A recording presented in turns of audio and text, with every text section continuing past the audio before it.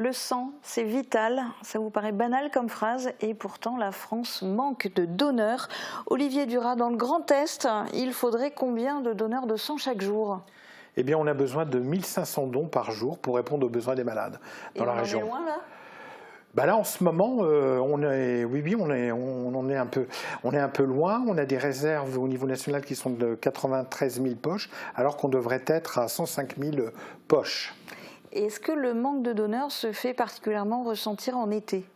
Oui, particulièrement pendant cette période estivale, parce que les donneurs partent en vacances, pour ceux qui ont la chance de partir. Mais on a d'autres périodes qui sont compliquées aussi, qui sont la période du mois de décembre et du mois de janvier aussi. Et alors, en cette année olympique, vous organisez le marathon du don. En quoi ça consiste? C'est une vaste opération de communication? Complètement, oui. On rebondit, on surfe sur cette période d'accueil des Jeux Olympiques. Donc, au niveau de nos maisons du don dans le Grand Est et sur certaines de nos collectes. Donc, dans les maisons du don, on a toute une déco sur cette thématique sportive. Et puis, sur nos collectes également, donc on a organisé un petit jeu où les donneurs peuvent voter pour leur sport préféré. Ensuite, ils reçoivent un message qui leur permet aussi d'inciter des amis à eux ou des membres de leur famille à venir donner leur sang. Et puis sur certaines de ces collectes, comme à Creutzwald dans les prochains jours, on a une collation qui est améliorée, et tout ça en partenariat avec toutes nos associations de donneurs de sang bénévoles. Et alors sinon, de manière générale, tout au long de l'année, quelles sont les conditions pour être donneur? Eh bien, il faut avoir entre 18 ans et 70 ans, être relativement en bonne santé. Avant de donner, on vous conseille d'aller sur notre site internet. On a un petit quiz qui vous permet de vérifier si vous n'avez pas telle ou telle contre-indication au don. Alors l'établissement français du sang organise régulièrement des collectes mobiles. Il y en a d'ailleurs une à Montbronne cet après-midi de 15h30 à 19h30. À Sarreguemines, la prochaine collecte aura lieu mardi 13 août de 14h à 19h. Il y en aura une à Beach aussi à la mi-août. Et vous pourrez retrouver toutes les dates sur le site dondesang.efs.santé.fr. Alors Olivier Duras, expliquez un petit peu à nos téléspectateurs les différentes étapes quand on fait un don de sang. Eh bien, on vous invite déjà à aller sur notre site internet. Donc, c'est ce que je vous disais, on a un petit quiz pour vérifier votre état de santé, les grandes contre-indications au don. Et ça vous permet aussi de réserver votre créneau horaire pour intervenir, pour venir donner votre sang. Ensuite, vous êtes accueilli sur une collecte avec les associations de donneurs de sang bénévoles, avec nos équipes de l'EFS. Donc, il y a un secrétariat qui vous accueille. Ensuite, on vous invite à remplir un questionnaire, le questionnaire pré-don.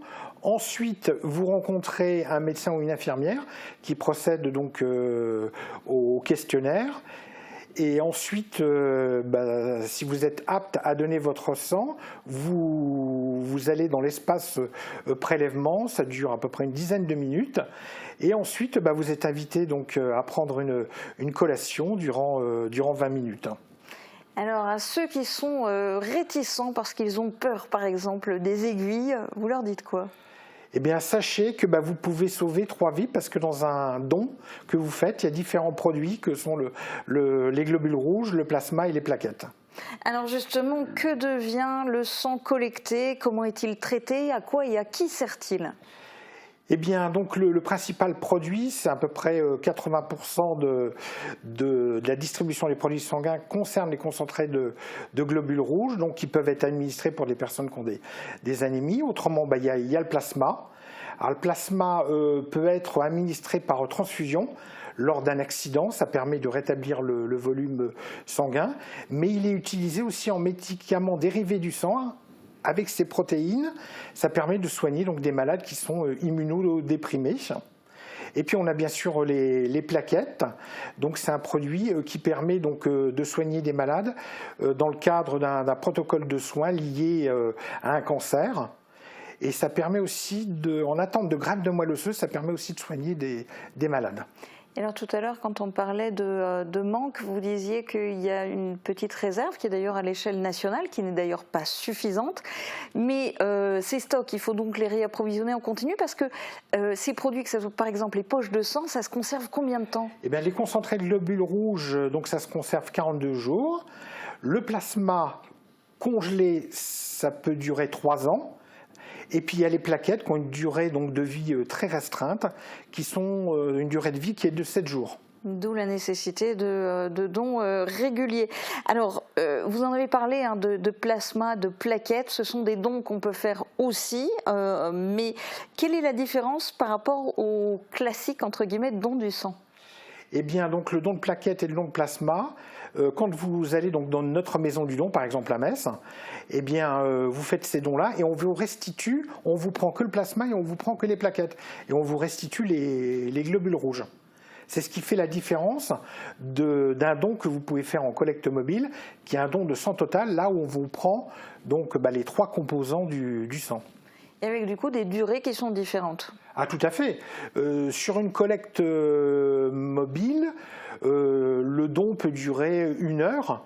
Donc en incluant toutes les différentes étapes. Et puis un don de plasma, ça peut durer 1 heure et demie, et un don de plaquettes à peu près 2 heures. D'accord, mais le don du sang, la partie où on nous prélève le sang, on ne nous vide pas de notre sang, ça c'est quoi? C'est une dizaine de minutes? La partie prélèvement, oui, Ouais. pas plus de 10 minutes, c'est entre 6 et 10 minutes, ça dépend du flux sanguin. Et puis la petite collation après, c'est histoire de ne pas tomber dans les pommes, c'est ça? Tout à fait, donc vous devez rester une vingtaine de minutes, c'est le temps de surveillance pour voir comment vous allez, puis c'est aussi un temps de convivialité où vous pouvez retrouver des voisins, des gens de votre commune, discuter avec eux, discuter aussi avec les bénévoles des associations de donneurs de sang qui nous aident au quotidien pour organiser la collecte. Et la phrase clé sans doute de cette interview, vous l'avez dit tout à l'heure, un don du sang, ça peut sauver combien de personnes? 3 vies. Ça peut sauver 3 vies. Bien, merci beaucoup d'être venu sur le plateau de Mosaïque Cristal pour nous expliquer tout ça en détail. Alors maintenant que vous savez tout, plus d'excuses, donnez. Et puis pour ceux qui partent en vacances, eh bien, il y a même des collectes de sang qui sont organisées souvent près des plages.